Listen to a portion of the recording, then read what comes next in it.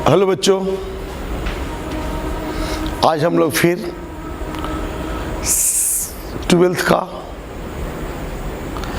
Solid state का एक अन्य लेक्चर लेकर आपके पास आए हैं।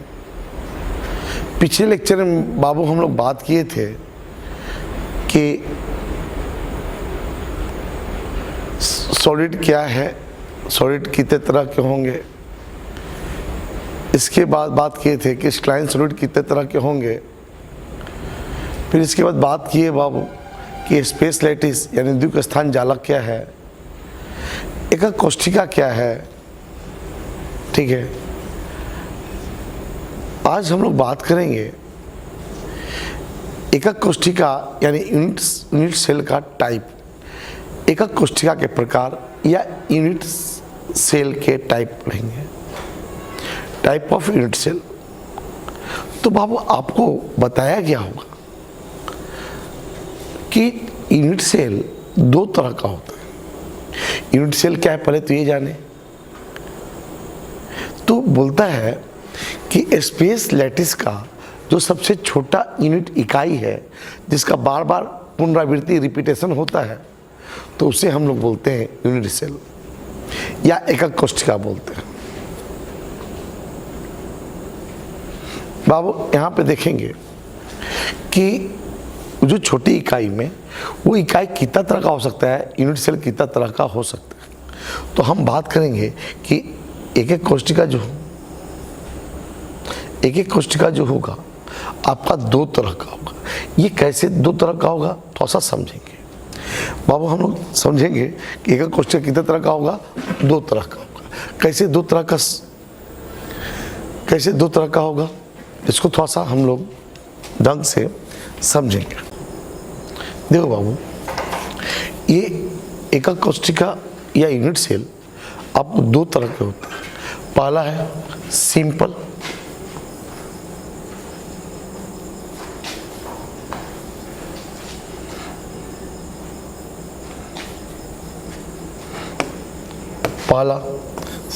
Unit cell.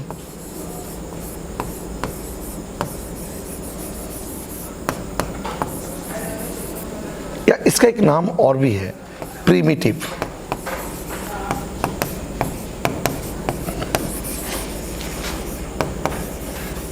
Unit cell, simple unit cell या प्रिमिटिव यूनिट सेल। और दूसरा है non primitive unit cell, non primitive unit cell, non primitive unit cell या इसको सेंटर्ड यूनिट सेल भी बोलते हैं। सेंटर्ड यूनिट सेल यानी कि सिंपल का मतलब सरल, एकक कोष्ठिका,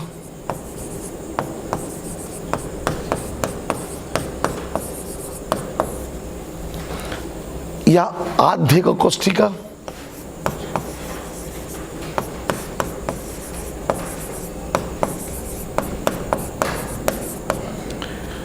आध्यक कोष्ठिका इसको बोलते हैं नॉन प्रिमिटिव, अनाध्य एकक कोष्ठिका या केंद्रकीय एकक कोष्ठिका। यानी कि एकक कोष्ठिका को आपने दो भागों में बांटा। कौन कौन? सरल एकक कोष्ठिका या सिंपल यूनिट सेल, और दूसरा है नॉन प्रिमिटिव यूनिट सेल या अनाध्य एकक कोष्ठिका या केंद्रकीय एकक कोष्ठिका। अच्छा, इसे दो भाग में क्यों बांटे? तो आपको हम बताए हैं कि कुछ भी हो जाए, कोई भी जालक हो जाए, वो अणु, परमाणु या आयन हो सकता है। क्या हो सकता है? अणु, परमाणु या आयन हो सकता है। अब ये एटम, मॉलिक्यूल और आयन हो सकता है। आखिर उन एटम, मॉलिक्यूल और आयन का अपना पोजीशन होगा कि नहीं, स्थिति होगा कि नहीं होगा। तो एटम, मॉलिक्यूल और आयन का स्थिति के आधार पर यानी पोजीशन के आधार पर, यानी कंस्टिट्यूएंट पार्टिकल के पोजीशन के आधार पर यूनिट सेल को, एकक कोशिका को दो भागों में बांटते हैं। देखिए यहाँ पे based on position of constituent particle, unit cell are broadly classified into two, simple unit cell और सेंट्रल यूनिट सेल या नॉन प्रिमिटिव यूनिट सेल। देखिए इसको, इसका देखिए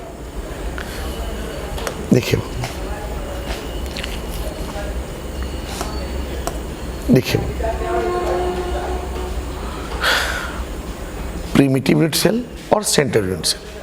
प्रिमिटिव बोले तो प्रिमिटिव यूनिट सेल की बात करें हम लोग, देखिए ये आपका यूनिट सेल है, यूनिट सेल है।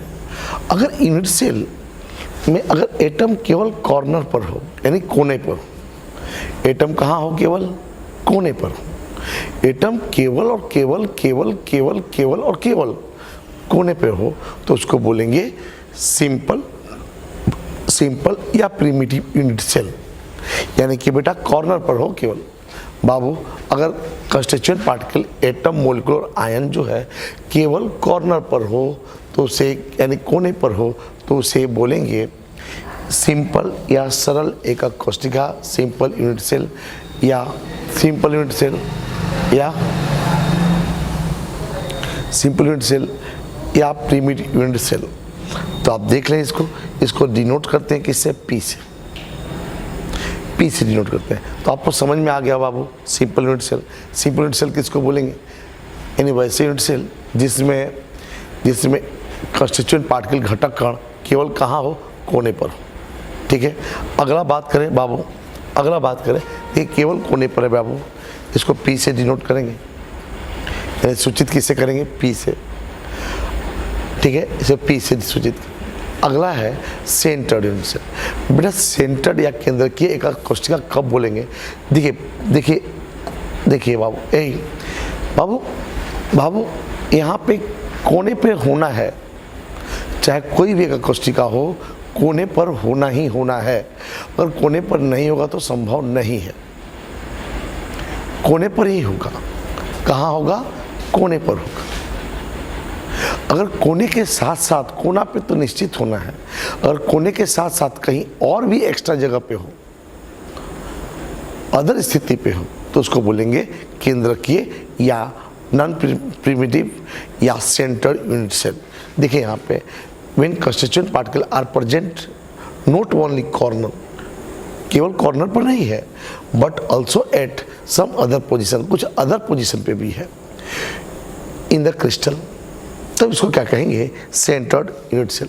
यानी कोना पे तो रहे बाबू, कोना के साथ साथ कहीं और भी रहे स्थिति पर, तो उसको बोलेंगे सेंटर्ड यूनिट सेल। अब इसके आधार पर यानी अदर पोजीशन के आधार पर जो सेंट्रल यूनिट सेल है या अनादि एकक कोशिका है या केंद्र की एकक कोशिका है, तीन तरह का होता है। किसके आधार पर बाबू, नहीं, किसके आधार पर, जो दूसरा परमाणु जो है आपने बोला कि कोने के साथ रहेगा, ठीक है, कोने पे रहेगा ही रहेगा, तो कोना के बाद जो दूसरा परमाणु एक अलग अद्वितीय जगह रह रहा है, उसकी स्थिति के आधार पर जो है केंद्रकीय यूनिट सेल यानी कि सेंट्रल यूनिट सेल जो है वो कितने तरह का हो सकता है, तो तीन तरह का।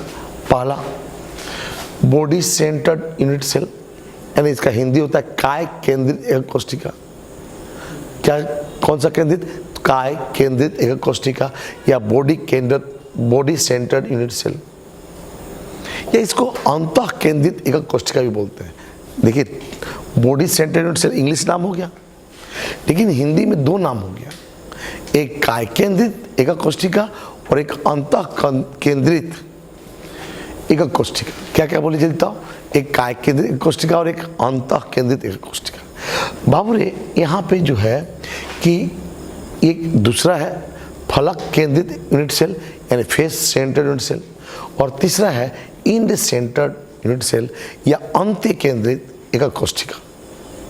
नाम समझ में आया, तीन तरह का, बॉडी सेंटर्ड यूनिट सेल, काय केंद्रित या अंतः केंद्रित एकक कोशिका, फेस सेंटर्ड यूनिट सेल यानी फलक केंद्रित एकक कोशिका या फलक केंद्रित एकक कोशिका, और तीसरा है इंड सेंटर्ड यूनिट सेल यानी अंत केंद्रित एकक कोशिका। फिर से बोले आप बाबू, फिर से बोले कि आद्य तो समझिए केवल कोने पे होगा, अगर आद्य के आधार पर अगर कहीं और अन्य जगह पे भी रहे तो उसको बोलेंगे अनाद्य एकक कोशिका। अन्य दूसरी जगह रहे तो उसको क्या बोलेंगे, अनाद्य एकक कोशिका या सेंटर्ड यूनिट सेल। ये दूसरा जगह के स्थिति के आधार पर ये तीन तरह का होता है। कौन कौन सा, body centred unit cell, face centred unit cell और end centred unit cell. Body बोले तो काय केंद्रित यूनिट सेल या अंत केंद्रित यूनिट सेल, फेस सेंटर्ड बोले तो फलक केंद्रित एकक कोशिका और एंड सेंटर्ड बोले तो अंत केंद्रित एकक कोशिका। अब हम लोग आगे बात करें, बारी बारी से तीनों का बात किया जाए। अब देखिए यहाँ पे, देखिए बाबू, अब हम लोग बात करें ये बॉडी सेंटर। देखिए बाबू यहाँ पे समझो, परमाणु जो है यानी एटम जो है वो कोने पे तो रहेगा, लेकिन इस एकक कोशिका के एकदम सेंटर पे भी होगा। यानी कि उसका जो एकक कोशिका जो है उसका जो एकदम बीच में रहेगा। यानी देखो शरीर जो है ना, काया शरीर बोलते हैं, जैसे नानी दादी लोग घुसाती है तो बोलती है जो तरनतिया काया में घुन लग जाओ। तो काया का मतलब शरीर, पूरे शरीर है और उस शरीर के बीच में रहेगा, यानी ये एकक कोशिका के बीच में रहेगा। अगर एकक कोशिका के बीच के साथ साथ अगर कोने पे भी रहे, यानी कि बीच में रहे, बॉडी के सेंटर में रहे, यानी कि काय के केंद्र में रहे और साथ में बॉडी के कोने पर भी रहे, तो उसे बोलेंगे काय केंद्रित एकक कोशिका या अंत केंद्रित कोशिका या बॉडी सेंटर। देखिए आप स्पष्ट नजर आ रहा है कि देखिए एकदम कोने पे बीच में है, देखिए एकदम बीच में दिख रहा है आपको, एकदम देखिए बीच में है। और देखिए अब साथ साथ कहाँ आएगा, कोना पे भी आएगा, देखिए सारे कोने पे। यस, अब देखिए ना कहाँ है, कोने के साथ साथ काय के केंद्र में भी है, तो उसे बोलेंगे काय केंद्रित एकक कोशिका, काय केंद्रित एकक कोशिका। अब हम लोग बात करेंगे फेस सेंटर यानी फलक केंद्रित एकक कोशिका में। यानी फलक केंद्रित बोला फेस सेंटर। देख बेटा जो दूसरा परमाणु का स्थिति है ना, कोना पे रहना है, और कोना के साथ साथ जो दूसरा परमाणु है उस परमाणु की स्थिति के आधार पे हम लोग बात करते हैं, दूसरा परमाणु की स्थिति के आधार पर हम लोग बात करते हैं कि एकक कोशिका कौन सा प्रकार का होगा। अगर दूसरा परमाणु काय के केंद्र पे होगा, तो बोलेंगे उसको क्या बोलेंगे, काय केंद्रित, यानी बॉडी के सेंटर पर तो बॉडी सेंटर। अगर ये फेस के सेंटर पे, देखिए फेस किसको बोलते हैं, देखिए बाबू यहाँ पे फेस की बात करें हम लोग,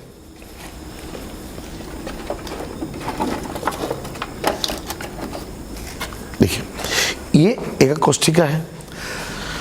अगर इसके बीच में चला गया, बीच में चला तो बॉडी सेंटर। अगर कोने के साथ साथ देखिए ये फेस पे रहे, एक फेस, दो फेस, तीन फेस, चार फेस, पांच फेस, छह फेस।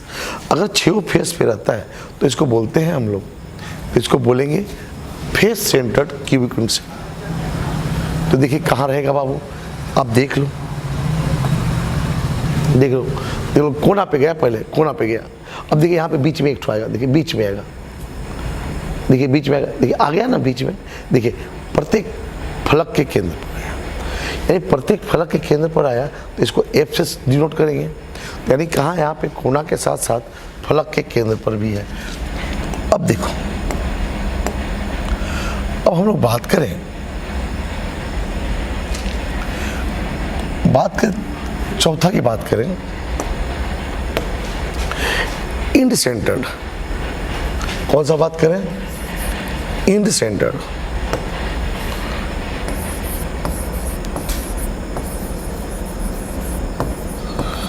इन सेंटर्ड यूनिट सेल।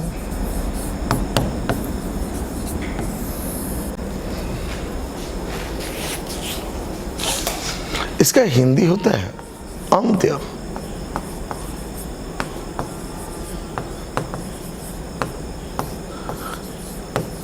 एकक कोशिका।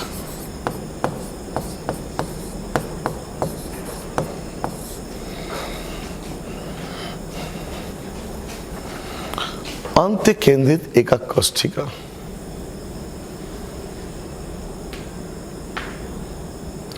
आप समझो यहाँ पे क्या है बाबू, एक कोष्ठिका तो ये है,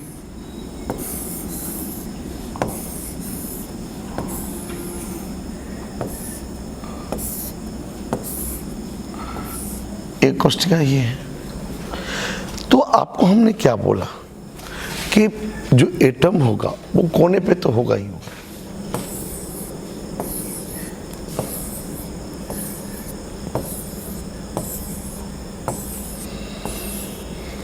एटम तो कोने पर होगा ही होगा। एटम कहाँ होगा? कोने पर होगा ही होगा। ठीक है, एटम कहाँ होगा? कोने पे तो होगा ही होगा। अगर कोने के साथ साथ कोई दो अपोजिट एंड में भी रहे, कहाँ रहे बाबू? कोई अपोजिट एंड पे रहे, कोना के साथ साथ दो अपोजिट एंड के सेंटर पे भी रहे। फेस के सेंटर पे है तो फेस सेंटर, बॉडी के सेंटर पे है तो बॉडी सेंटर। और कोई दो अपोजिट एंड के सेंटर पे रहे, अपोजिट फेस के सेंटर के एंड पे रहे, मतलब अपोजिट फेस सेंटर के फेस सेंटर पे रहे तो उसको बोलेंगे एंड सेंटर्ड। कोना पे तो होना ही होना है, लेकिन कोना के साथ साथ अगर कोना के साथ साथ अगर केवल कोना पे रहे तो बाबू जान जाए, केवल कोना पे रहे तो जान जाए आप सिंपल या आद्य या सरल। अगर कोना के साथ साथ कोई विशेष स्थान पर भी है तो सेंटर्ड या अनाद्य ना या नॉन प्रिमिटिव। अगर कोना के साथ साथ काय के केंद्र पर है तो बॉडी सेंटर। अगर कोने के साथ साथ अगर फेस के सेंटर पर भी रहे, कोने के साथ साथ फेस के सेंटर पे भी रहे तो फेस सेंटर। अगर कोने के साथ साथ कोई दो अपोजिट फेस के सेंटर पे है तो उसको बोलेंगे एंड सेंटर्ड यूनिट सेल। तो बाबू आप समझ रहे होंगे कि यूनिट सेल के टाइप के बारे में तो आप तो जान गए होंगे। अब हम लोग बात करते हैं ब्रेवे लैटिस। अब देखो बाबू, हम लोग अब ब्रेवे जालक पढ़ा जाए। ब्रेवे जालक,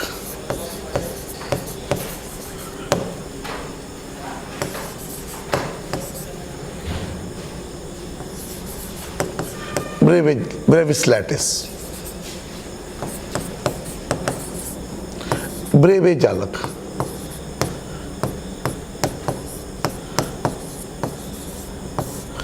ब्रेविस लैटिस, ब्रेवे जालक। हम लोग ब्रेवे जालक पढ़ा जाए।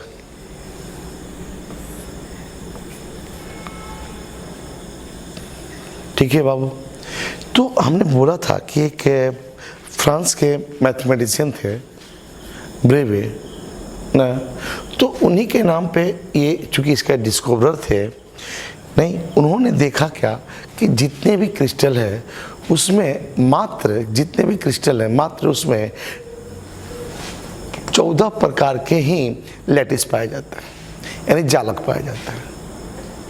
अब ये याद रखना है कि किस क्रिस्टल सिस्टम में कितने लैटिस होंगे, कितने जालक होंगे, ये आपको याद रखना है। लेकिन टोटल याद कितना रखना है कि 14 है। टोटल कितने हैं? 14 है। अब आपको याद रखना है कि 14 किसके कितने हैं। लैटिस सिस्टम तो आपका बताए थे कि लैटिस सिस्टम आपका बाबू टोटल 7 है। कौन कौन सा 7 है? तो आप लोग को बताए थे कान्हे के टोपी के ऊपर नूर रखा था जो 3 रंग के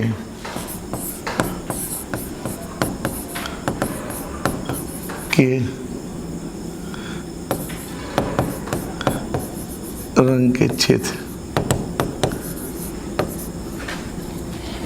जो कान्हे के टोपी के ऊपर मोर रखा था जो 3 रंग के छेद। ठीक है। तो कान्हे यानी क्यूबिक, आपको बोले थे बाबू कि आपको इसको इंग्लिश और हिंदी दोनों याद रखेंगे, सरल बोलेंगे, घनिये बोलेंगे, लेकिन आपको इंग्लिश भी याद रखना है, काहे कि इंग्लिश नाम देके क्यूबिक दे देगा, आप तो क्या करेंगे, आप हिंदी के चक्कर में रह जाएंगे, अब मार्क्स छूट जाएगा। तो इसीलिए इसका इंग्लिश भी याद रखेंगे आप, कोई कोई टर्म का इंग्लिश भी याद रखेंगे आप। तो कान्हा के टोपी टेट्रागोनल,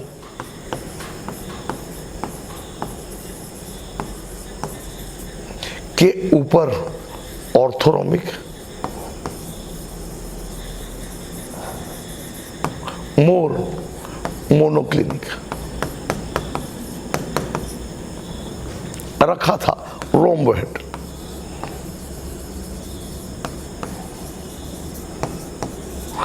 जो 3 ट्राइक्लिनिक,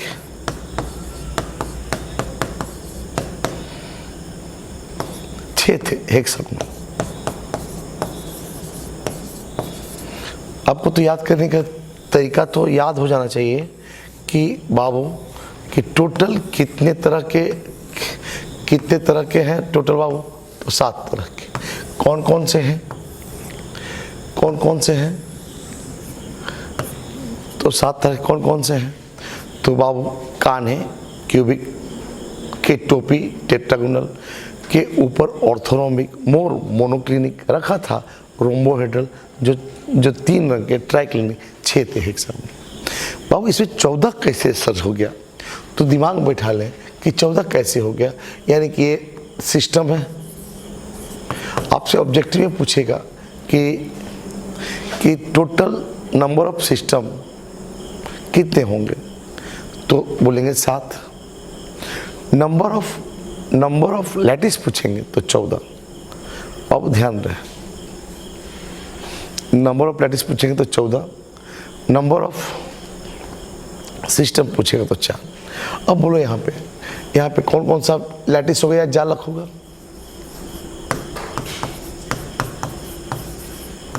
कौन कौन सा लैटिस होगा या जालक होगा, तो पहला है यहाँ पे 3 होता है, सरल,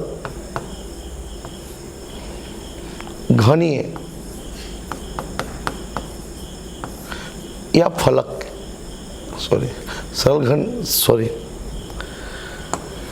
सरल फलक केंद्रित,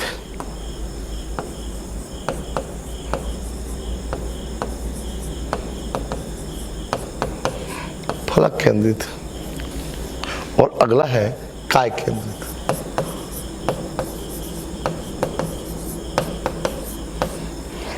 बताइए कि घन में कितना तरह के जालक होते हैं, आपसे पूछा जाएगा, पूछा हुआ है 14 में कि घन में कुल कितने प्रकार के जालक होते हैं, तो हम बोलेंगे 3 तरह के जालक होते हैं। तो कौन कौन सा, यानी simple, face centred, body centred. यानी कि आपसे पूछा जाएगा कि भैया ये बताइए कि क्यूबिक में कितने तरह के जालक होंगे, तो 3 ठो। कौन कौन, सिंपल, फलक केंद्रित यानी फेस सेंटर्ड,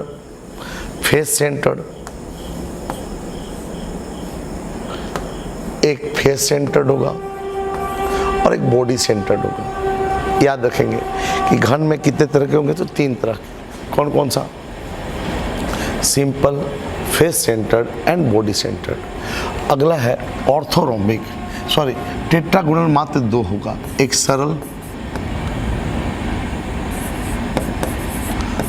सरल होगा और एक काय केंद्रित। सरल और काय केंद्रित, तो सरल का मतलब सिंपल और काय केंद्रित का मतलब बॉडी सेंटर्ड। तो बेटा यहाँ पे टोटल 3 हो गया, यहाँ पे कितना हो गया, 2 हो गया। अगर बोलेगा कि घनीय में या क्यूबिक में कितना तरह का लैटिस होंगे, तो 3 ठो, सिंपल, फेस सेंटर्ड और बॉडी सेंटर्ड। अगर बोलेगा टेट्रागोनल में कुल के होगा, तो हम बोलेंगे 2 ठो। कौन कौन सा, एक सिंपल और एक काय केंद्रित, यानी सिंपल होगा और एक ठो बॉडी सेंटर्ड होगा। ऑर्थोरोम्बिक में ये चारों पाया जाता है। यानी कि 4 तरह का यूनिट सेल बताए थे सर। कैसे 4 तरह का? एक सिंपल और एक सिंपल यूनिट सेल और एक नॉन प्रिमिटिव यूनिट सेल या सेंटर्ड यूनिट सेल। जो सेंटर्ड यूनिट सेल था वो 3 तरह का था, तो सेंटर्ड में 3 हो गया और एक सिंपल 4 हो गया कि नहीं हो गया? तो कौन कौन सा? सिंपल यानी सरल, सिंपल। दूसरा कौन सा है? तो फेस सेंटर्ड, फलक केंद्रित। बॉडी सेंटर्ड, काय केंद्रित। और एक इंड सेंटर्ड, अंत्य केंद्रित। अंत्य केंद्रित यानी कि बाबू पहले बताओ आप लोग घन में के गो 3 ठो, कौन कौन सा? तो फलक, सरल और काय केंद्रित। टेट्रागोनल में के ठो? तो 2 ठो, 2 ठो। टेट्रागोनल में 2 ठो, 1 ठो सिंपल, 1 ठो बॉडी सेंटर्ड। बाबू अगर इसमें बोलेगा ऑर्थोनोमिक में कितना ठो? तो 4 होगा। सिंपल भी होगा, फेस सेंटर्ड भी होगा, बॉडी सेंटर्ड भी होगा, इंड सेंटर्ड भी होगा। अब इसके बाद आता है मोनोक्लिनिक। बेटा मोनोक्लिनिक में याद रखें 2 ठो होगा। मोनोक्लिनिक में 2 ठो होगा बस, एक सिंपल और एक इंड सेंटर्ड यानी अंत्य केंद्रित। यानी कि आप जोड़ो 4 यहाँ पे और 2 यहाँ पे, 3 2 5 4 9 और 2 11 बचा। यानी ये चारों में ही 11 हो जाता है। बस याद रखना है कि 7 को तो बाबू रे ऑर्थोरोम्बिक और क्यूबिक मिला के तो 7 हो गया और 2 2 इसमें। याद रखना है कि टेट्रागोनल में 2 ठो होगा, सिंपल और बॉडी सेंटर्ड। और मोनोक्लिनिक में 2 ठो होगा, सिंपल और इंड सेंटर्ड। बाकी सब में सिंपल होगा यानी सरल होगा। बाकी सब में क्या होगा? सिंपल होगा। सिंपल यानी कि सरल। तो यहाँ पे 11 और एक 12 और एक 13 और एक 14। तो आपको याद रखना पड़ेगा कि टोटल सिस्टम कितना ठो है? 7 ठो है। तो 7 सिस्टम में कितना ठो लैटिस होगा? तो 14 ठो होगा। तो किस सिस्टम में कितना ठो होगा? तो बॉडी सेंटर में 3, बॉडी सेंटर में 3। अभी आपसे सवाल पूछा हुआ है कि अभी क्वेश्चन पूछा हुआ है कि घनीय कोष्ठिका के कुल कितने जालक होते हैं और उनके चित्र बनाएं। उनका चित्र भी बनाने के लिए बोला है। तो घनीय कोष्ठिका के जालक और साथ में उसका चित्र बनाने के लिए बोला है। तो आप ध्यान रखें कि घनीय कोष्ठिका कितने तरह के होंगे? तो इसका इंग्लिश होता है क्यूबिक यूनिट सेल। ये 3 तरह के होते हैं। कौन कितने तरह के होते हैं बाबू? 3 तरह के होते हैं। कौन कौन सा? एक सिंपल क्यूबिक यूनिट सेल, सरल घनीय कोष्ठिका,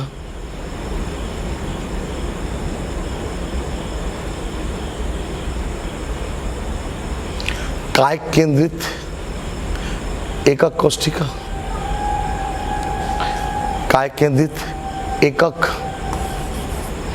कोष्ठिका, काय केंद्रित कोष्ठिका। और इसका इंग्लिश होता है बॉडी सेंटर्ड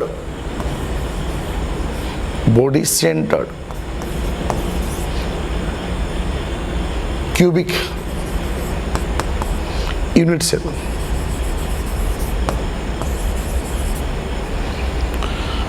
और एक होता है फलक केंद्रित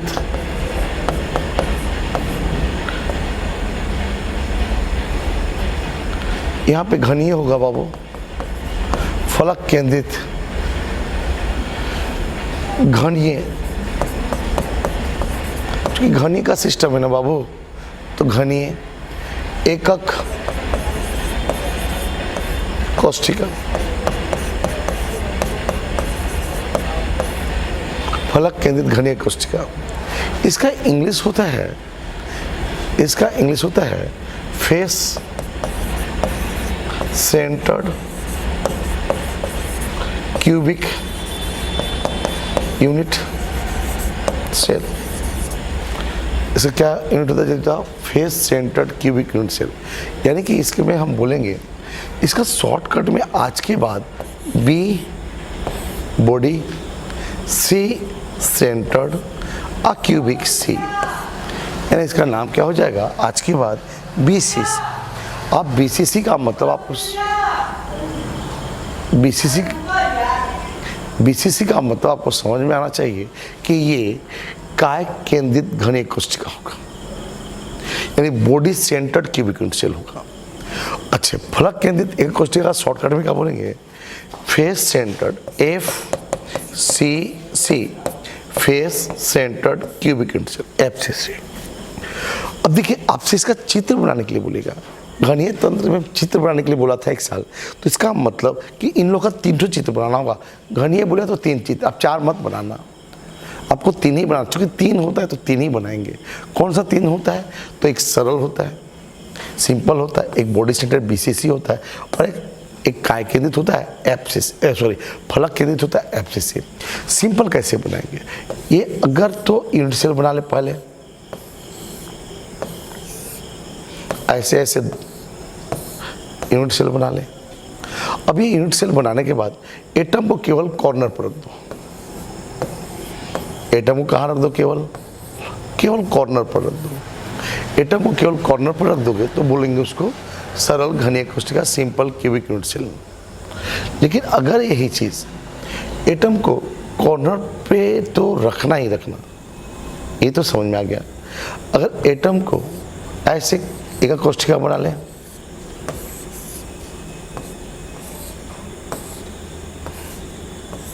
ऐसे कोशिका बना लें, बनाने के बाद अगर आपको एटम कॉर्नर पर तो रहे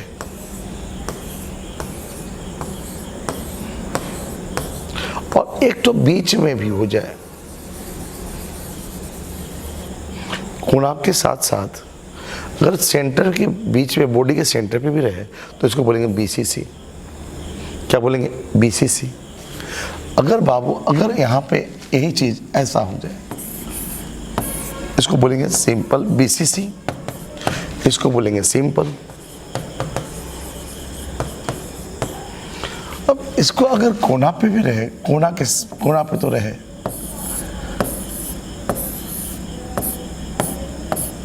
ऐसे, तो एटम तो कोना पे तो रहना ही रहना है, कॉर्नर पर तो रहना ही रहना है। किसी भी हालत में इस कॉर्नर पे रहेंगे और साथ में प्रत्येक फेस के सेंटर पे भी रहे, आगे पीछे प्रत्येक फेस के सेंटर पे भी रहे, तो इसको बोलेंगे FCC। यानी कि simple cubic unit cell, cubic unit cell का कितने तरह के जालक होंगे? तो बोलेंगे 3। कौन कौन सा? एक सिंपल जिसमें कोने पे रहेगा, एक BCC कोना के साथ साथ बॉडी के बीच में रहेगा, और एक FCC कोना के साथ साथ काय के केंद्र पर भी रहेगा। तो बच्चों आप लोग तो हम समझ रहे होंगे कि आपको समझ में आ गया होगा क्या कि यूनिट सेल एक कोशिका कितने तरह के होते हैं, ब्रेवी जालक कितने तरह के होते हैं, किस सिस्टम का कितने जालक होगा।